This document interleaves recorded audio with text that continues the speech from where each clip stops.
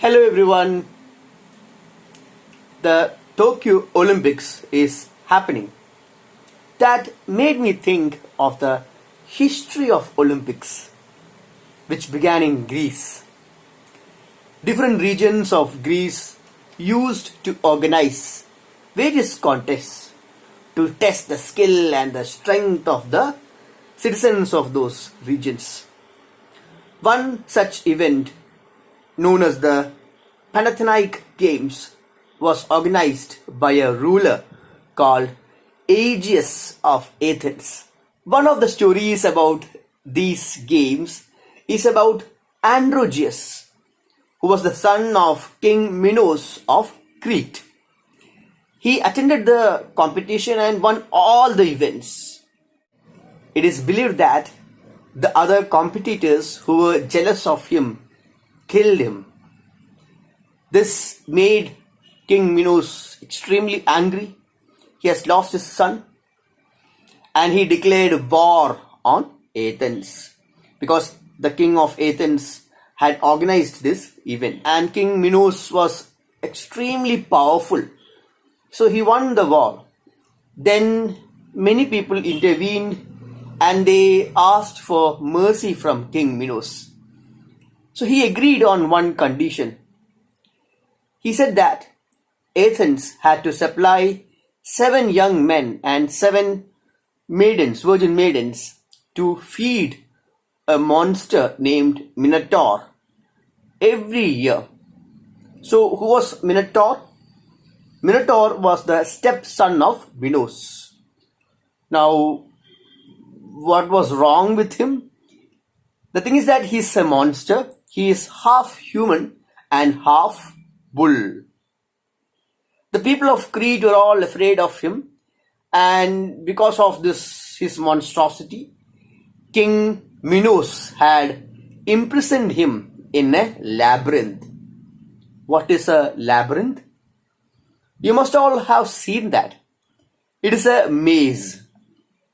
Now, you must have seen puzzles like അപ്പുവിനെ വീട്ടിലെത്തിക്കുക കളിക്കുടുക്കലെ കാണാറുണ്ട്, where you draw a line and then try to figure out how to get Appu to his home.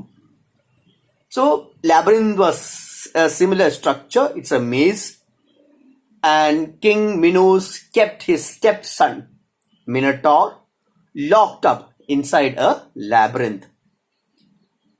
Minotaur was free to move around, but he could not get out of the labyrinth. Just like we have Vishwakarma, who is the master craftsman or the architect of the gods. The Greeks had Daedalus. The labyrinth was designed in such an ingenious way by this master craftsman or architect, Daedalus, that if someone enters the labyrinth, he or she could not get out. So Athens began to send these young men and women at regular intervals of time. There are different accounts.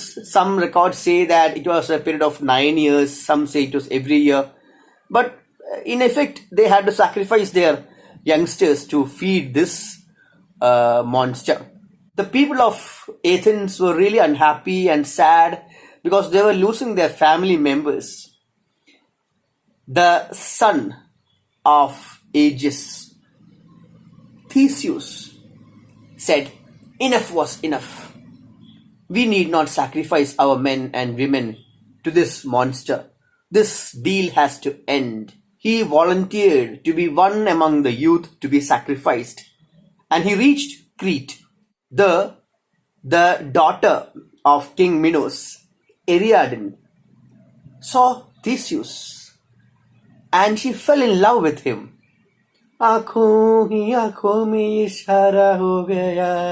So she offered help to Theseus to kill the monster. Who is the monster? It's her stepbrother. So she said to Theseus that I will help you to kill Minotaur, but in return you have to take me with you when you leave Crete. Theseus said, "All right." So we have a deal. Ariadne then consults Daedalus and asks him how to achieve this task. As per the advice of Daedalus, Ariadne gives Theseus a ball of thread so that he can find his way back out of the labyrinth.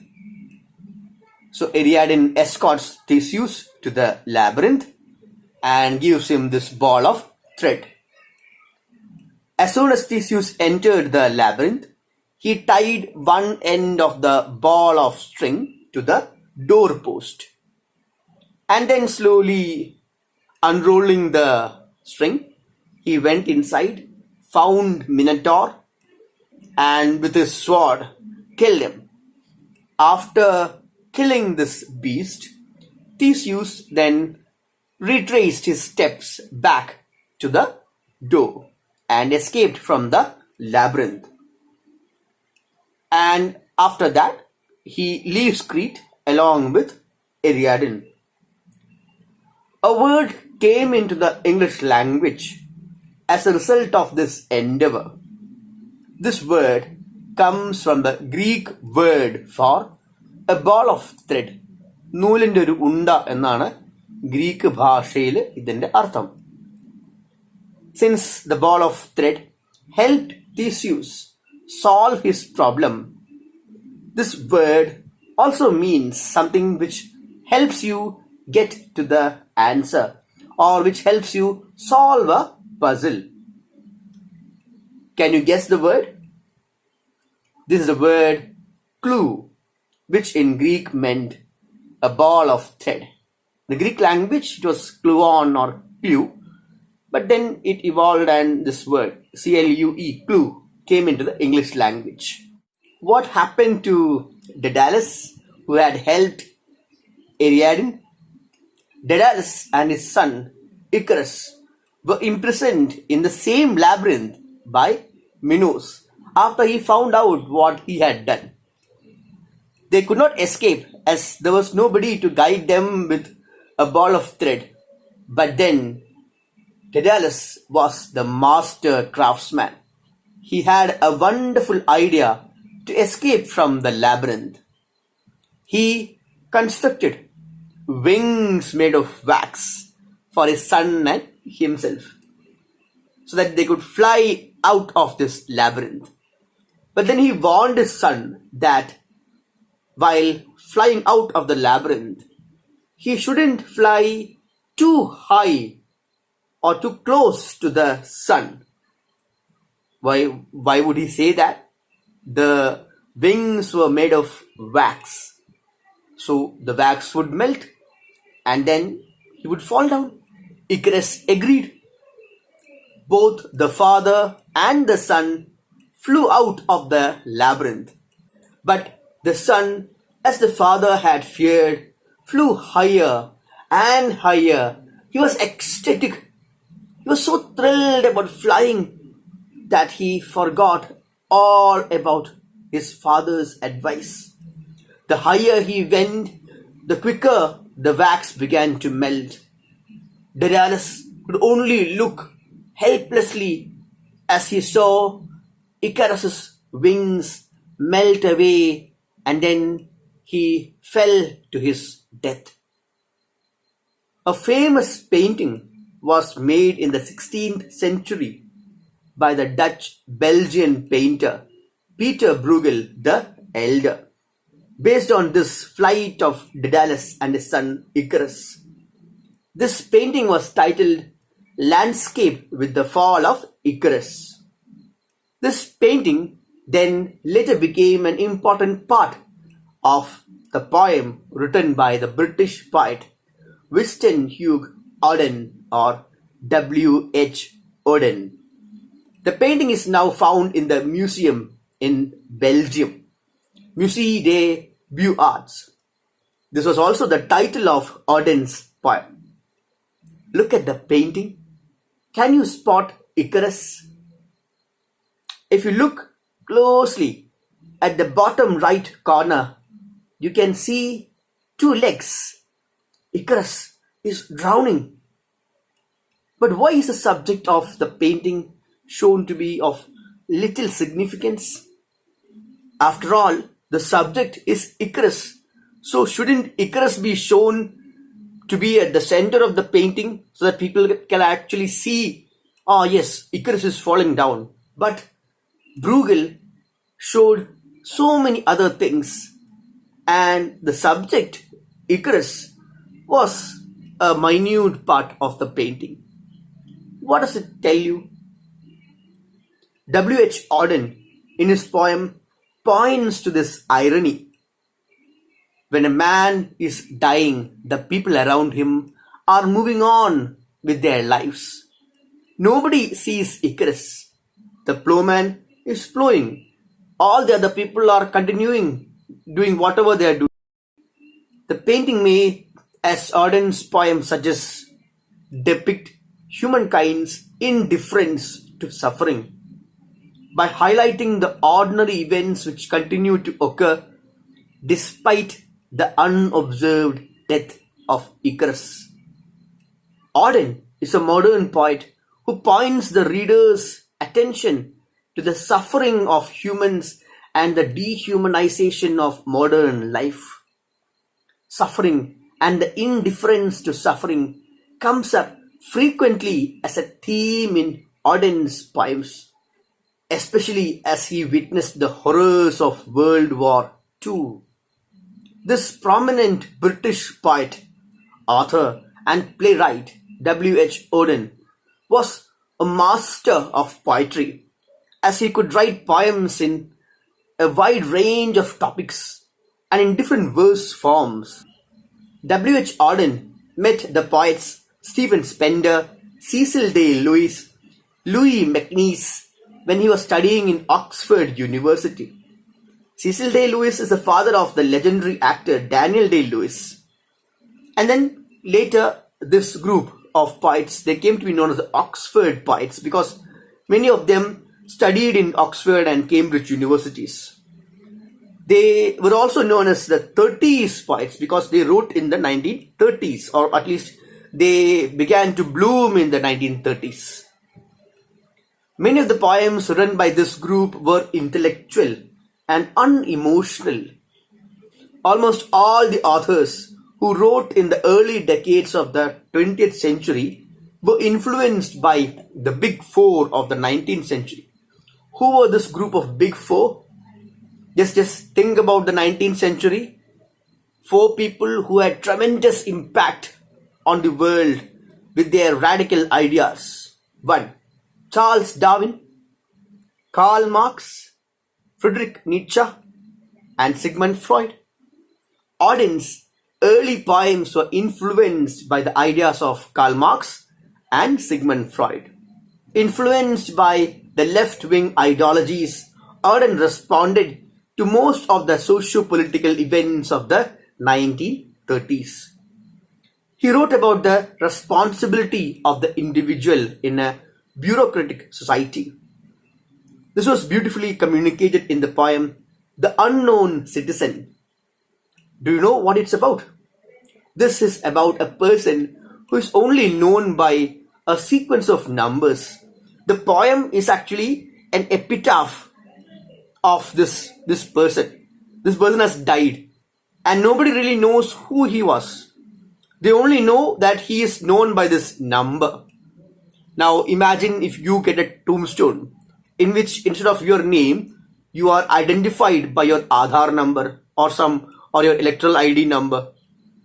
In the poem, the speaker describes how well this citizen obeyed the laws of the government, listened to his teachers, listened to his boss, and did everything right, but then had done nothing significant. What a worthless life he had lived. He's only known by this number, one number. Auden traveled a lot, and he was not afraid to visit countries torn apart by political problems. Auden had that revolutionary spirit in him. Hence, such travels influenced his poems. Auden was disillusioned with communism, and then he left it later on.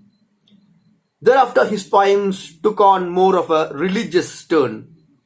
His poetic style ranges from being precise and epigrammatic to book-length poems. He wrote about the contemporary society and used images from the modern world. Now, an interesting anecdote from his life with regard to how helpful he was to his friends. There was an actress, Erica Mann, who was the daughter of the author Thomas Mann. Thomas Mann was an influential author back then. He wrote The Magic Mountain. So Erica was a vicious critic of the Nazis. She was a German citizen and she continuously published articles in newspapers and was the champion of criticism against the Nazi government. They were fed up with her, and then they shut down her publication and were going to take away her German citizenship. When she wanted to get out of Germany, she approached Auden and asked him to marry her so that she can move to Britain as a British citizen. It was a marriage of convenience. Why was it a marriage of convenience? Erica wanted to leave Germany. She could no longer stay in Germany because the German authorities would imprison her. They will take away her citizenship and then put her in jail.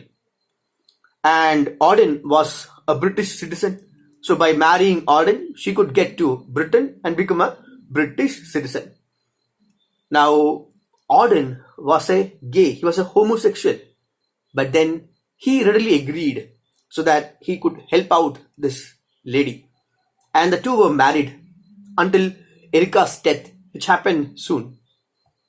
After that, Auden moved to America and then settled in America. So Auden is an Anglo-American author.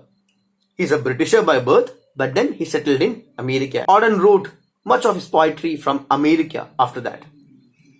This celebrated Anglo-American author died in 1973 at the age of 66. Auden explored the interplay between death and the larger patterns of existence in other poems.